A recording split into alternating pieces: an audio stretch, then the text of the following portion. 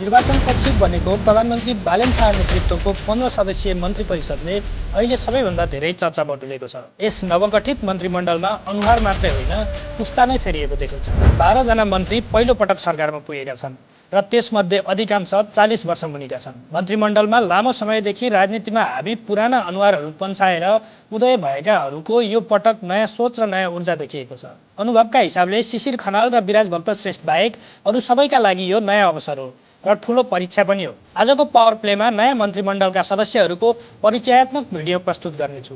स्वर्णिम वाग्ले अर्थमन्त्री। सरकारका दोस्रो वरियताका मन्त्री बनेका छन् स्वर्णिम वाग्ले। अर्थशास्त्रीका रूपमा चिनिएका वाग्ले अब देशको अर्थतन्त्र सम्हाल्ने जिम्मेवारीमा छन्। अन्तर्राष्ट्रिय संस्थामा काम गरेको अनुभव बोकेका उनी तनहुँ 2 बाट निर्वाचित हुन्। शिशिर खनाल परराष्ट्र मन्त्री। परराष्ट्र मन्त्रालयको जिम्मा लिएका छन् शिशिर खनालले। टिच फर नेपाल मार्फत शिक्षा क्षेत्रमा काम गरेको अनुभव उनीसँग छ।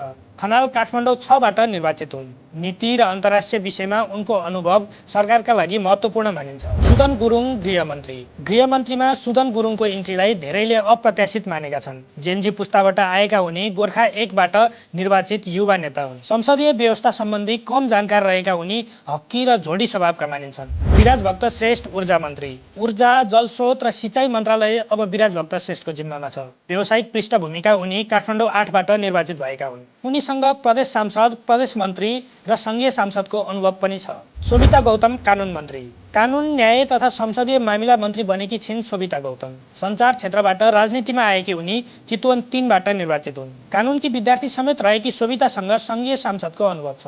विक्रम तिमल सिन्हा सञ्चार मन्त्री। सञ्चार तथा सूचना प्रविधि मन्त्रालय सम्हालेका छन् विक्रम तिमल सिन्हाले। नुवाकोट 1 बाट निर्वाचित उनले प्राज्ञिक र सञ्चार क्षेत्रको अनुभव बटुलेका छन्। सीतावादी महिला तथा बालबालिका मन्त्री। सीतावादी सङ्घर्षबाट उठेर मन्त्री बन्ने प्रेरणादायी नाम हो। वादी समुदायबाट मन्त्री बन्ने उनी पहिलो महिला हुन्। सस्मित पोखरेल शिक्षा मन्त्री। शिक्षा, युवा तथा खेलकुद मन्त्रालय अब सस्मित पोखरेलको जिम्मामा छ। शिक्षा क्षेत्रमा काम गरिसकेका उनी काठमाडौँ 5 बाट निर्वाचित हुन्।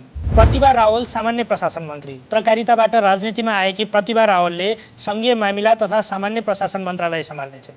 प्रतिभा रावल समानुपातिक सांसद हुन्। खड्का पौडेल पर्यटन मन्त्री। साहित्यकारको परिचय बोकेका खड्का पौडेल अब पर्यटन मन्त्रालयको जिम्मेवारीमा छन्। साहित्य क्षेत्रमा गणेश पौडेलको नामले चिनिएका उनी कास्की 1 बाट निर्वाचित सांसद हुन्। गीता चौधरी कृषि तथा वन मन्त्री। कानुन व्यवसायी गीता चौधरीले कृषि, पशुपन्छी र वन मन्त्रालय सम्हाल्ने छिन्। उनी समानुपातिक सांसद हुन्। सुनिल लम्साल पूर्वाधार मन्त्री। देशकै ठूलो बजेट भएको मन्त्रालय भौतिक पूर्वाधार अब सुनिल लम्सालको जिम्मामा छ।